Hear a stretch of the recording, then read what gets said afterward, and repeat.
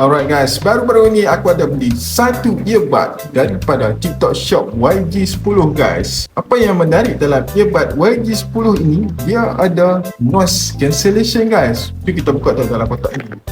Wow, korang tengok kat sini, dia punya color dia warna hitam. Untuk bahagian ini, bahagian cas earbud YG10 ni. Kemudian kat bahagian lampu ini, sama ada bateri ada ataupun berkurang guys. Siap ada transparent lagi guys. Alright guys, alright, dekat bahagian bulat ini adalah bahagian untuk touch screen guys. Alright, sebelum korang nak guna earbud ni, pastikan korang buang stiker. Alright guys, sebelum itu lagi, dalam kotak earbud ni juga terdapat kabel type C guys, user manual guys. Korang beli earbud YG10 ini tidak rugi kerana dia bagi lagi freebies 2 keping stiker. Alright guys, kalau korang berminat dengan earbud YG10 ini, korang boleh add buka sekarang.